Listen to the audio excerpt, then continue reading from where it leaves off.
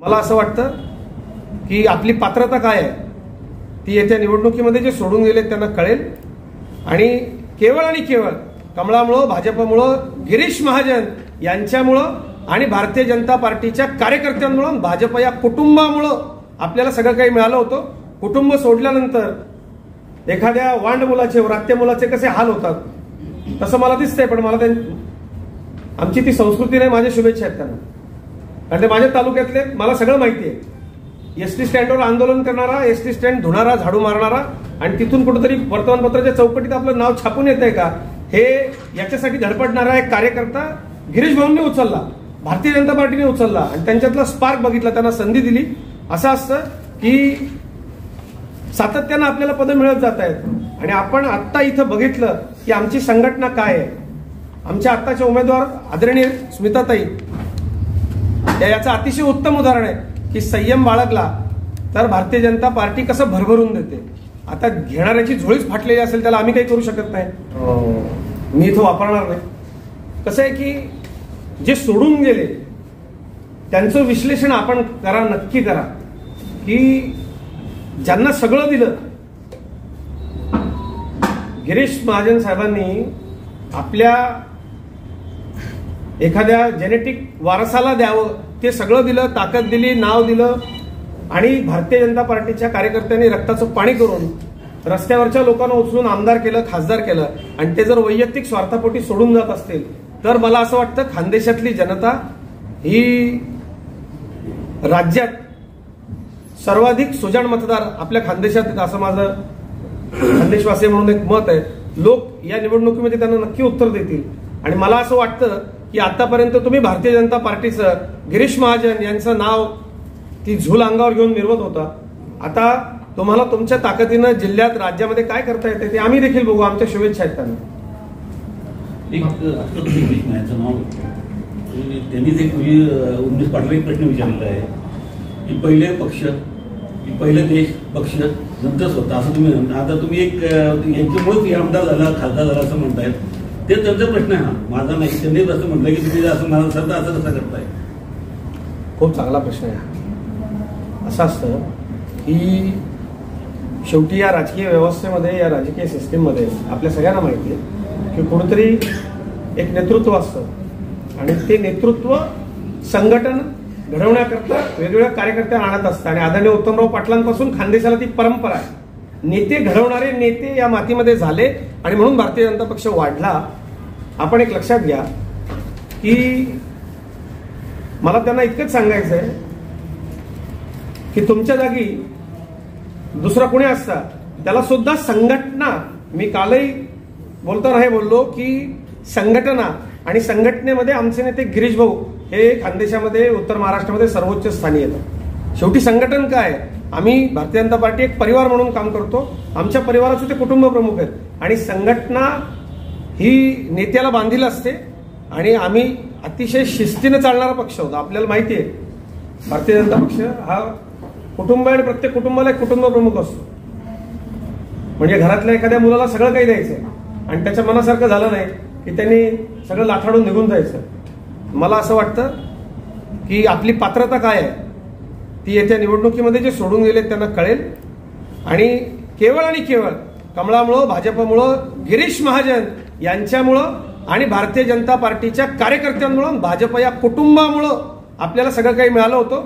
कुटुंब सोडल्यानंतर एखाद्या वांड मुलाचे, व्रात्य मुलाचे कसे हाल होतात तसं मला दिसतंय. पण मला आमची ती संस्कृती नाही. माझ्या शुभेच्छा आहेत त्यांना, कारण ते माझ्या तालुक्यातले, मला सगळं माहिती आहे.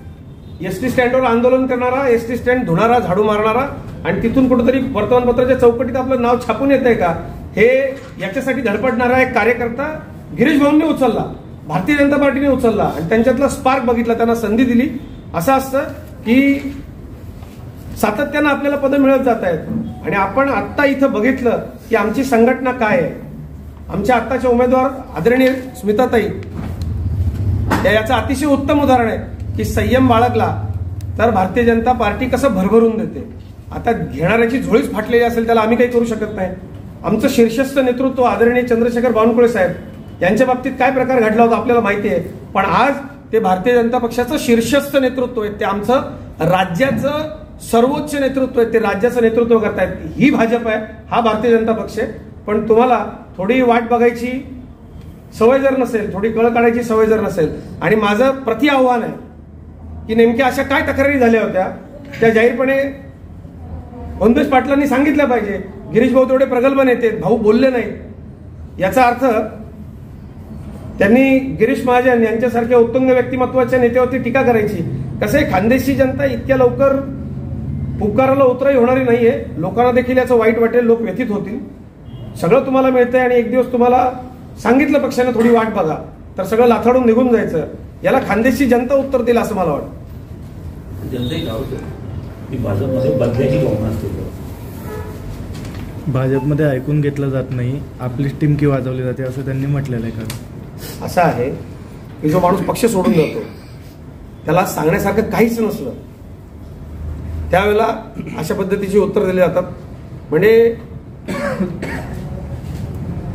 हे इतकं व्यथित करणार आहे आणि आपण इतक्या लवकर इतकं बेईमान कसं होऊ शकतो याचं अलीकडच्या राजकारणातलं इतकं दुर्दैवी उदाहरण दुसरं कुठं असेल असं मला वाटत नाही. आणि आपल्यालाही सगळं माहिती आहे, आपल्यापासून काही लपलेलं नसतं, आतल्या सगळ्या बित्तम बातम्या आपल्याकडे असतात. मला फक्त इतकंच सांगायचं आहे या क्षणाला की आपल्याकडे सांगण्यासारखं काहीही नाही, म्हणून सूर्यावर थोपण्याचा हा प्रकार. सर मेरा एक सवाल है कि जिस तरीके से भाजपा से लोग अगर मतलब अभी गए हैं तो आप उन पर टीका टिप्पणी कर रहे हो, तो वैसे ही उत्तर दे तो वैसे ही बाहर के लोग भी बहुत सारे लोग जो है वो अपना पक्ष छोड़कर बीजेपी में आए हैं, तो उस बारे में फिर आप क्या कहना चाहोगे?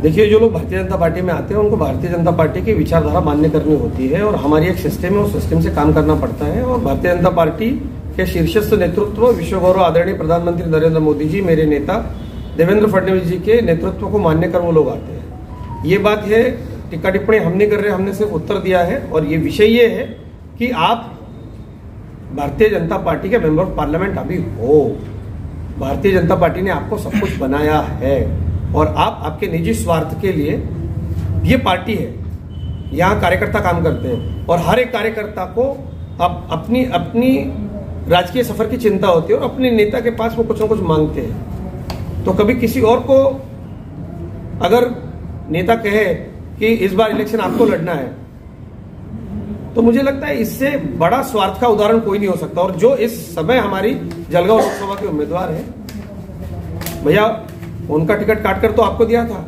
तब आपको बुरा नहीं लगा, तब आपने ये नहीं कहा कि ये बड़ी सीनियर कार्यकर्ता है, ये एबीवीपी से काम कर रही है, ये मेरी नेता है, इनका टिकट आप मुझे मिला. जब भारतीय जनता पार्टी ने एक युवा कार्यकर्ता का सम्मान किया था तब आपको कुछ नहीं लगा. जब बीजेपी सब आपको दे रही थी तो बड़ा अच्छा लगा. जब पार्टी के अनुशासन के साथ आपको कुछ देर रुकने के लिए कहा गया तो लोगों ने स्वार्थ देख लिया आपको. त्यांनी असं म्हटलेलं आहे का? मला असं वाटतं फार छोटा विषय आहे हा, एका विषयावरती इतका वेळ खर्च करण्यात काही पॉइंट नाही. आणि मला अतिशय मनापासून असं वाटतं की त्यांच्या नावातनं भारतीय जनता पार्टी वगळल्यानंतर ते काय करतात ते पाहणं पुढे आता महत्वाचं ठरेल.